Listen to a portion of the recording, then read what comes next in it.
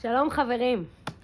Today Parashat Bo, the Torah portion of Bo, and we're going to talk about it together with Walter Benjamin or Walter Benjamin. And before I really say anything about him or the parasha, let's really just start with a quote. So Benjamin writes, "All violence as means is either lawmaking or law-preserving. Law-preserving violence is a threat directed at the transgressor. Law-making violence is a threat that establishes law." Okay, so those really curious lines, and perhaps could be confusing as well, were written by Benjamin in his 1921 essay that is called Critique of Violence. The English translation is Critique of Violence. In German, it's called Zur Kritik der Gewalt. So what Benjamin does in this essay is really a scrutiny or an observation of violence, and his claim is that violence is an inherent part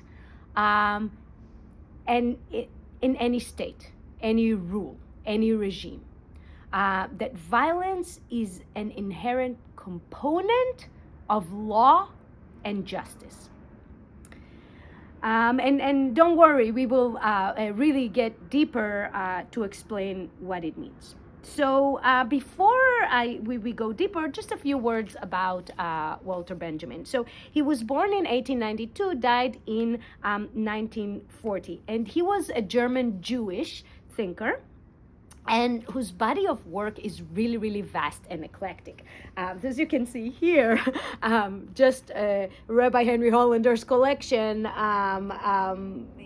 Those books here, all written by Benjamin, are really, really varied in the sense that he was a political theorist, and he was a cultural critic or cultural analyst. He was a literary critic. He wrote about theater and about literature and about politics, and on top of that, he himself self-identified as a theologian, and he was also a scholar of mysticism, which was something that, by the way, he shared with a really, really close friend of him, Gershom Shalom.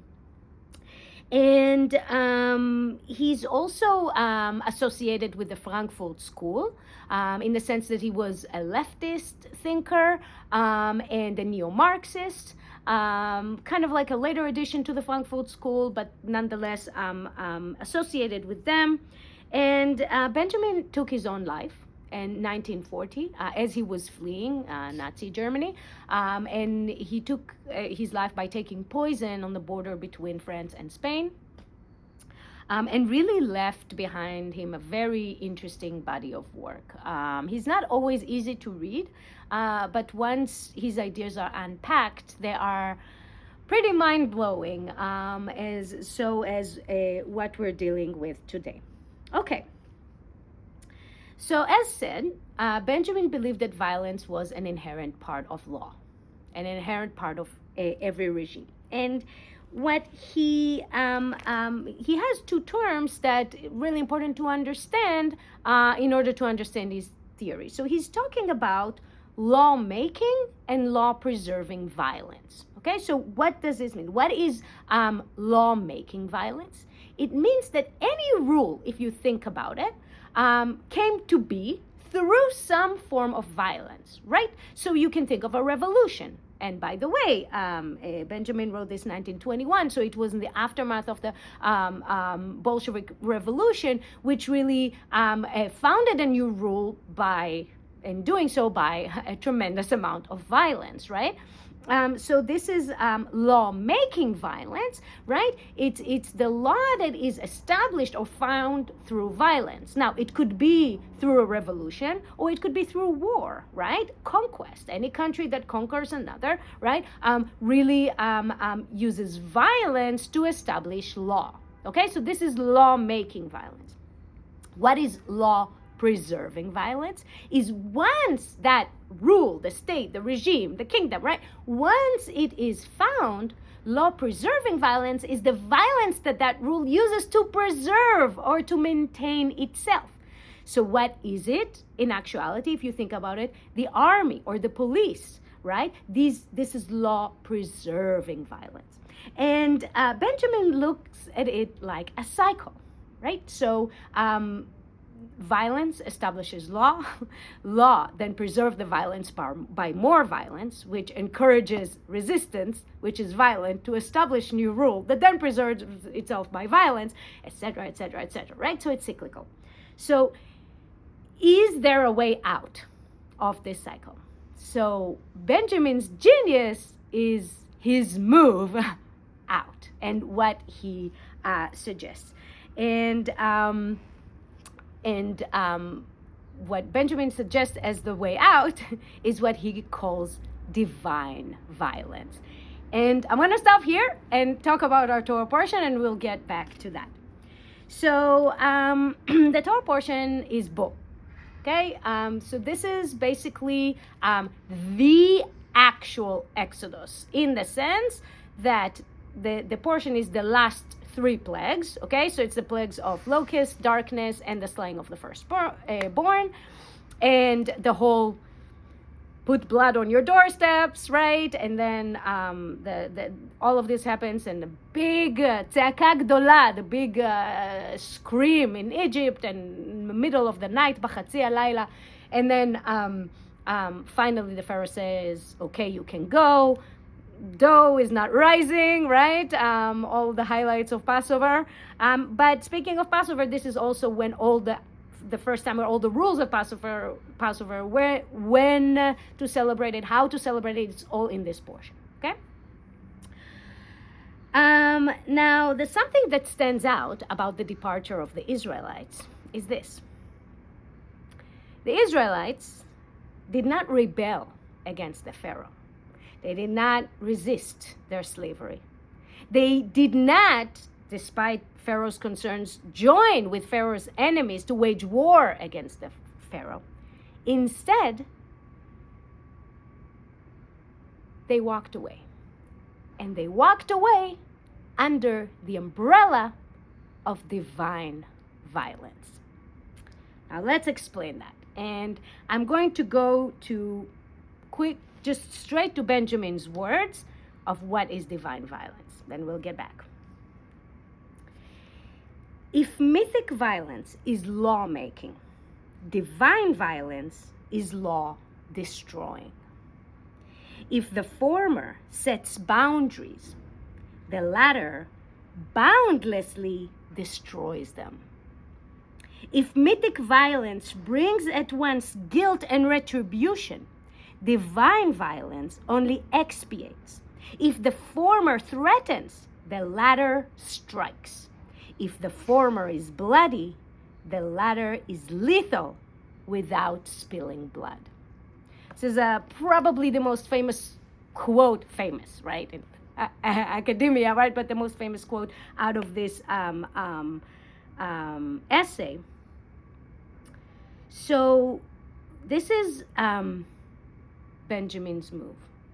In order to exit that cycle of lawmaking or law founding, right? Violence, which in turn creates a regime which is law preserving through violence, right? Law preserving violence. What Benjamin suggests here is that the way out is disengagement. The way out is walking away. And he brings an example by talking about labor, or by talking about a labor right to strike, right? So Benjamin, and it's in this essay, he differentiates between 2 types of strike, the political strike and the general strike.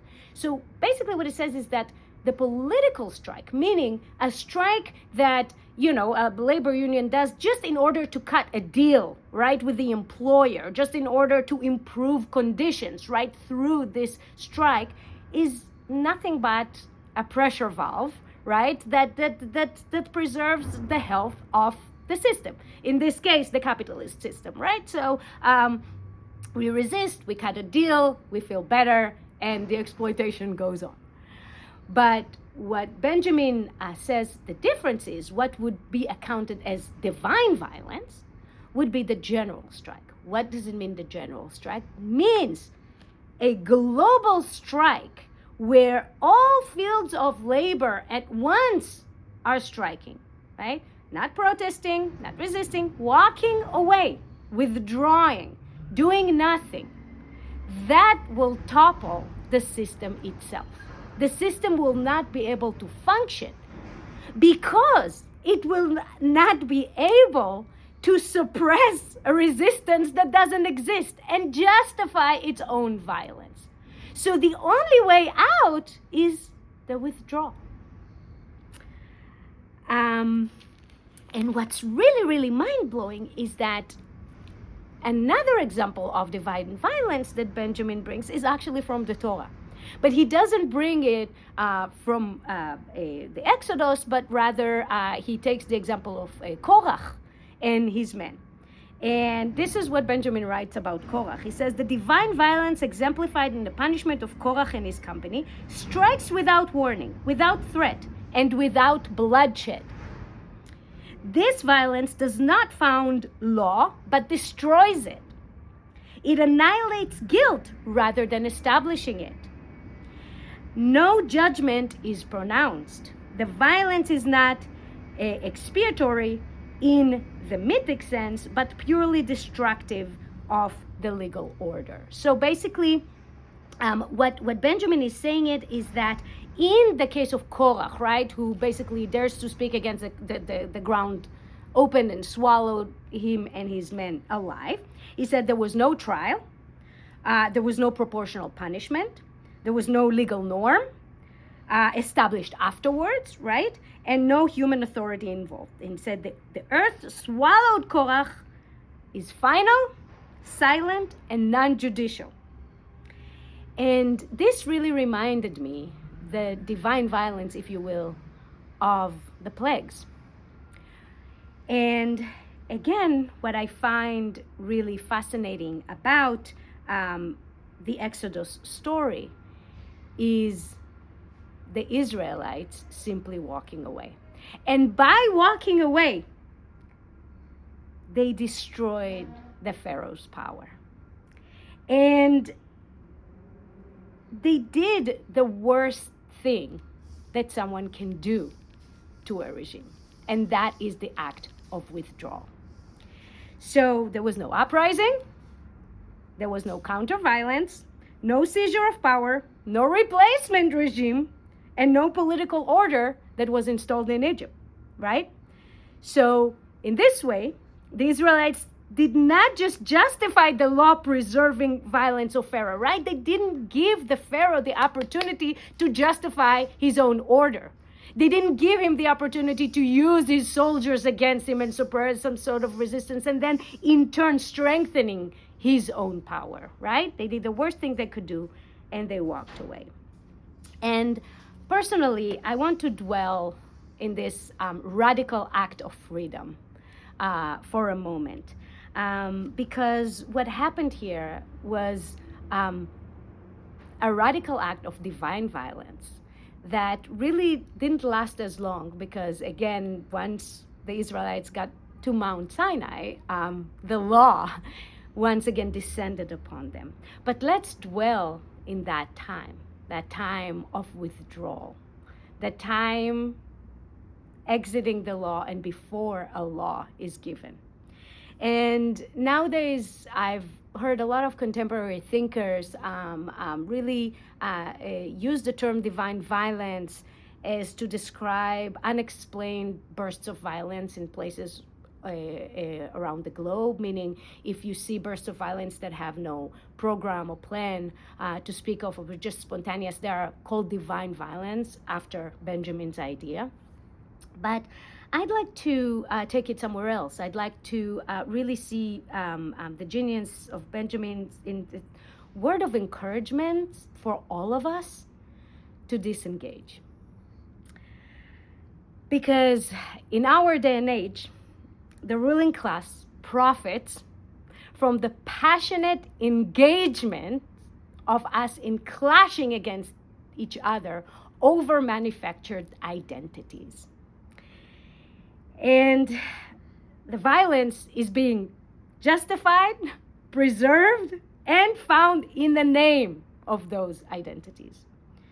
So our radical act of freedom might be withdrawal. To destroy that system, to exit that cycle, we just need to exit the game. Because freedom might be as simple as walking away. Shabbat Shalom.